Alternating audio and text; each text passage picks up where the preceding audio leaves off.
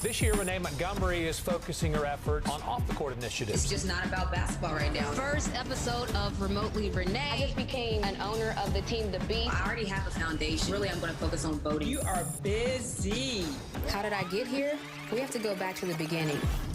Growing up in a predominantly white environment, how did that impact you, and how did you have your sense of self?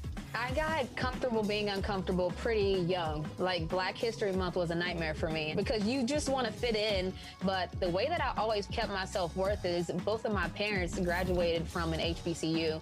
So I grew up like knowing what Black excellence looked like on a daily basis.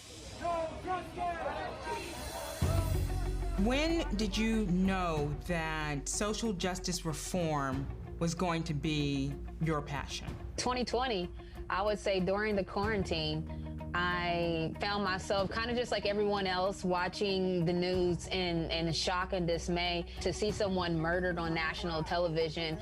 That was pretty eye-opening. 2020, how is that possible? A lot needs to change, and if we didn't know that a lot needed to change, look at everything that happened on January 6th. Look at the response that the police had for the peaceful protests at the Black Lives Matter protests. Look at the differences. You be the judge. The WNBA, and particularly the Atlanta Dream, your team, they've made it such a point to be in the forefront of this movement. How proud of them are you? I'm so proud, but this is not the first time that the WNBA players have stood for something. In 2016, we were wearing shirts that said Black Lives Matter on them. For 2020, this is more of the same for us.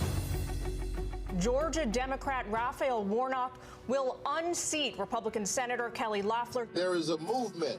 Raphael Warnock elected to the U.S. Senate. How much do you feel the role that you guys played in, creating attention around him? When you're in the trenches, you don't really know what's going on. Basically, the players wanted to make a statement that we reject former Senator Loeffler's letter to the commissioner. Yes, we're playing for the Atlanta Dream, but we also want you to know that our views don't align with our ownership. Our league is majority minority. So if you feel all those ways, I don't know why you would want to be an owner. After he won, I started to see tweets that were saying he was polling in single digits before the WNBA players wore their shirts. And as I was reading that, I'm like, what? Like, that's crazy. For people who want to get involved, what would you recommend? I say this to the college students that I talk to. You start where you're passionate about. So for me, I'm passionate about education. Like, I like educating people because maybe you didn't know. So maybe the reason that you're acting that way is because you don't know better. So let me try to help you know better. Find what you're passionate about and then go find other people passionate about that.